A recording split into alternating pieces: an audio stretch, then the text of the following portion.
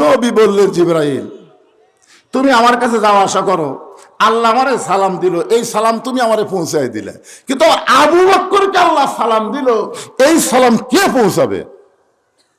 ফেরেশতা জিবরাইল বলতেছে, নবী ছাড়া অন্য কারো কাছে যাওয়ার সুযোগ আমাকে আল্লাহ দেয়নি।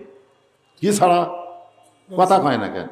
নবী ছাড়া অন্য কারো কাছে যাওয়ার সুযোগ জিবরাইলের নাই।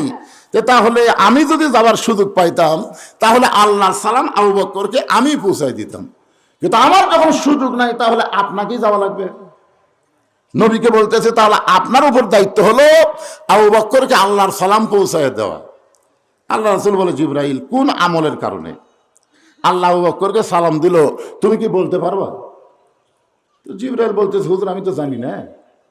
রাসূল বলে, আমিও তো জানি না রে, কোন আমলের কারণে আল্লাহ ধর্মমন্ত্রী আবু বকরকে সালাম দিলে, এটা নবীও জানে না, জিবরাইলও জানে না। জানে কে? আরো জোরে। ফেরেশতা জিবরাইল বলে, ইয়া রাসূলুল্লাহ, তবে আপনি তদন্ত করলে জানতে পারবেন। আপনি যদি আপনার ধর্মমন্ত্রীকে একটু তদন্ত করেন, কোন আমলের কারণে আবু বকরকে আল্লাহ সালাম দিলে, একটু তদন্ত করে দেখেন তো। দুনিয়ার সবাই যখন ঘুমায় গেছে, এমন সময় আল্লাহ নবী চুপি চুপি আবু বকরের ঘরের দরজার কাছে দাঁড়ানো মাত্রই ঘরের ভিতর থেকে ছোট বাচ্চার মতন ফোঁফানো কান্নার আওয়াজ আসতেছে। নবী কান ফলায় শোনে, ঘরের ভিতর থেকে ছোট বাচ্চা যখন রাগ করে ফোঁফায়, ফোঁফানো কান্নার মতন আওয়াজ আসতেছে। আবু বকর কান্নার শব্দ শুনে নবী থমকে গিয়ে বলেন, আল্লাহ, যেই মানুষটা দুনিয়ার 1 নম্বর জান্নাতি। জোরে কার সুবহানাল্লাহ। আপনারা বলেন তো, সবাই জান্নাতি, কিন্তু আবু বকরের নম্বর কত? 1 নম্বর। জোরে কার কয় নম্বর? 1 নম্বর। রাসূল 10 জনের নাম্বার বলার পরে আর নম্বর বলেন, নবী যখন চুপ করে আছে, তখন আল্লাহ তাআলা বললেন, রাদিয়াল্লাহু আনহুম ওয়ারাদু আন যালিকা লিমান খাশিয়া রাব্বাহ। যে এরকম নম্বর কয়ে কি হবে? এই জন্যে আল্লাহ তাআলা আয়াত নাযিল করে বললেন, ওগো নবী, আপনার সাহাবীদের পিছনে যাদের পিছনে রাদিয়াল্লাহু তাআলা আনহু শব্দ আছে, আমি আল্লাহ তাদের সবাইকেই বিনা হিসাবে জান্নাত দিয়ে দিলাম। আপনারা সুবহানাল্লাহ বলেন। ফেরেশতা জিবরাইল এসে সালাম দিয়ে বলে, রাসূলুল্লাহ, আল্লাহ তাআলা আপনার উম্মতের মধ্যে ৭০,০০০ উম্মতকে বিনা হিসাবে জান্নাত দিবে। নবী সুবহানাল্লাহ কয়নি, আপনারা তো ভালোই মারতেছেন। তো জিবরাইল বলে, ইয়া রাসূলুল্লাহ, আল্লাহ খুশি হয়ে আপনার উম্মতের ৭০,০০০কে বিনা হিসাবে জান্নাত দিবে, আপনি সুবহানাল্লাহ কন না কেন? রাসূল বলে, আমার সাহাবী এখন আছে ১,০০,০০০। এখন ১,০০,০০০ সাহাবী আমার আছে, দুনিয়াতেই আছে, তাহলে ৭০,০০০ দিলে বাদ থাকে কত? আল্লাহ রাসূল বললেন, উমর তুমি কি বলো? উমরকে আপনিও জাহমতাই, নেতা যেমন কর্মীও তেমন। সুবহানাল্লাহ। আল্লাহ রাসূল বলে, জিবরাইল ফেরত যা। আল্লাহ ফেরত যা, আমিও মানে নিবার পারিনি, আমার কর্মী উমরও মানে নিবার পারিনি, যা। ফেরেশতা জিবরাইল কই, ইয়া রাসূল আল্লাহ, আপনার নবীও খুশি না, তার উম্মতও খুশি না, কি দিলেন? আল্লাহ বলে, জিবরাইল আমি তো লেখা ফেলা দিছি, কলম লেখা ফেলা দিছি, আর তো পরিবর্তন করার সুযোগ নাই। তবে নবীর কাছে গিয়া বলো, প্রত্যেক ৭০,০০০-এর ১-১ জন করে ৭০,০০০কে সঙ্গে নিয়ে বিনা হিসাবে জান্নাতে চলে যাবে। এখন ক্যালকুলেটর হিসাব করলে দেখা যায় যে আমাকেও আল্লাহ যাবার সুযোগ দিবার পারে। ধরে কোন কথা ঠিক কিনা? আসুক আসুক আসুক।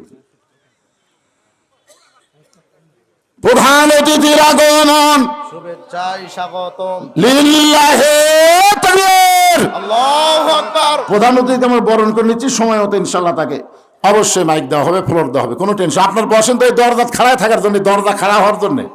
আপনার বলেন তো, দরজা কি জন্য রাখে? খাড়া হওয়ার জন্য না ঢোকার জন্য? তো এইভাবে পাশের মতন খাড়া থাকলে তো হবে না। ঢোকেন, বসেন। আর আপনাদের বলেছি, জমা জমা বসা লাগবে, আপনাদের ইচ্ছাই। বিবেকের আদালতে আমি বিচার দিয়েছি, আপনার সামনে কোনো ফাঁকা না রেখে একটু জমে জমে সামনে চেপে চেপে বসেন। আলহামদুলিল্লাহ।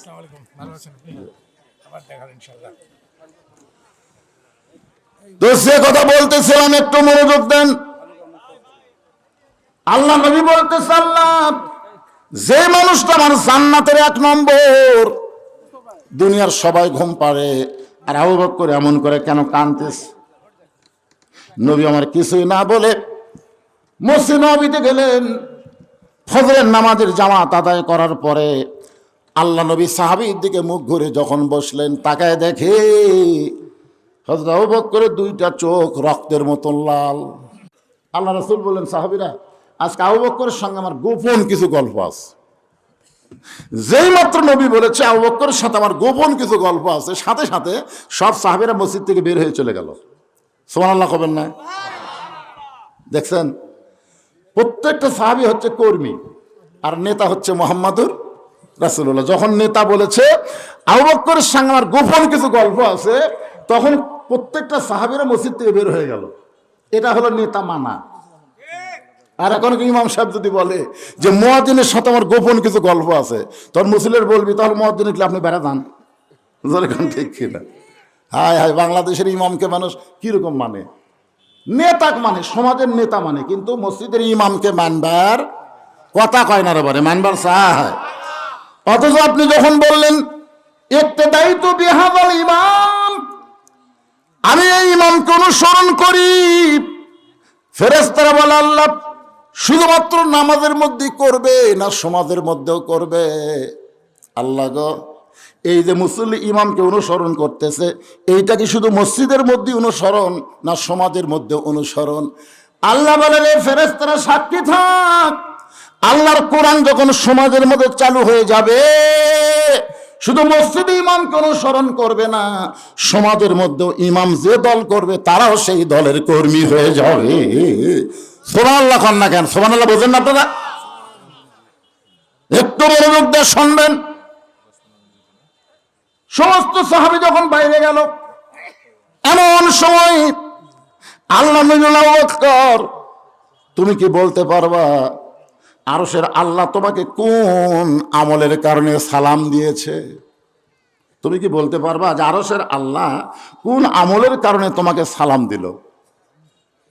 এ কথা শোনা মাত্র আবু বকর একেবারে শরীর কাঁপতে কাঁপতে পড়ে গেল। আল্লাহ আমাকে সালাম দিছে, আমার মতন অধমকে আল্লাহ সালাম দিছে,